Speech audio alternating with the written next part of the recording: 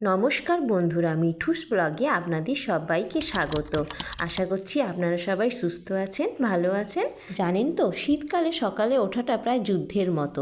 এখানে আমি আমার ছাদ বাগানে কতগুলো শাকের বীজ লাগাবো, এই জন্য বাজার থেকে অনেক রকমের বীজ এনেছিলাম। পালং শাক, মূলো শাক, এগুলো আমি জলে ভিজিয়ে রেখে দিয়েছিলাম। আর এখানে মাকে বললাম বীজগুলো মাটিতে ছড়িয়ে দিতে।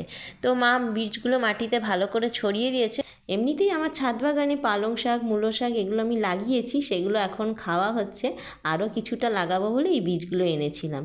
তো এখানে দুপুরে রান্না চাপিয়ে দিচ্ছি। সকালে ব্রেকফাস্টটা খেতে এতটাই দেরি হয়ে গেছে, এখন প্রায় 12টা বাজে। আর দুপুরে রান্নাটা চাপাতেও এই জন্য দেরি হয়ে যাচ্ছে।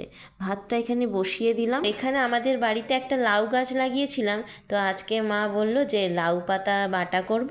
তো লাউ পাতাগুলো ভালো করে ধুয়ে নিয়েছি। আমাদের বাড়ির সামনে একটা ফ্যাক্টরি আছে, এই জন্য লাউ পাতাগুলো না উপরে কালচে কালচে ধরনের হয়ে গেছে, মানে সেই ফ্যাক্টরির যে ডাস্টগুলো পড়ে পড়ে কালচে হয়ে গেছে। তো ওইগুলো এই জন্য ভালোভাবে ধোয়ার জন্য গরম জলে নুন দিয়ে ভালো করে পাতাগুলো ধুয়ে নিলাম।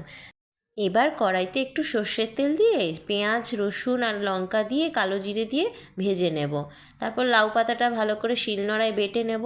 শিলনোড়াতে বাটলে ভালো টেস্ট লাগে, মিক্সিতে কিন্তু অতটা ভালো লাগে না। কিন্তু আপনাদের কাছে যদি শিলনোড়া না থাকে তো আপনারা মিক্সিতে বেটেও ভালো খেতে পারেন, তাতেও ভালো লাগবে।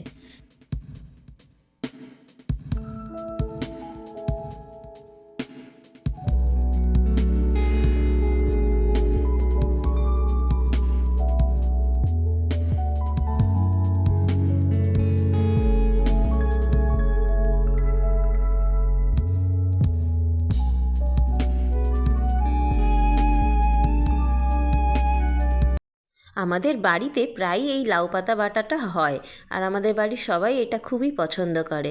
বাবা যখন বাজার থেকে এই লাউ পাতাগুলো নিয়ে আসে, আমরা তখনই এই লাউ পাতা বাটাটা করে খাই। আর এখন তো গাছ লাগিয়েছি, তো খুব সুন্দর পাতাগুলো দেখতেও লাগে আর খেতেও ইচ্ছা করে। এই জন্য আজকে লাউ পাতাগুলো তুলে ভাবলাম লাউ পাতা বাটা বানাবো। আর এবার আমি এটা শিলনোড়ায় বেটে নেব।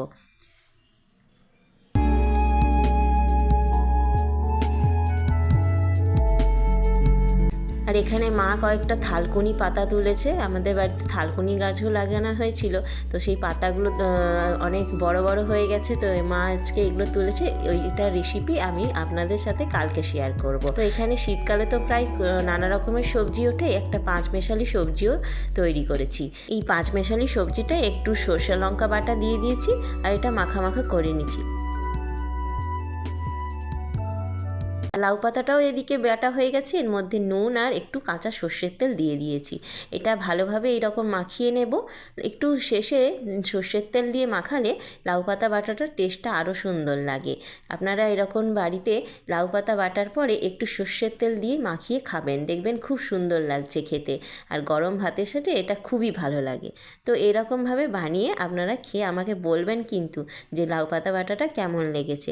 আজ এই পর্যন্ত, আবার একটা নতুন ব্লগ নিয়ে আপনাদের সাথে হাজির হব।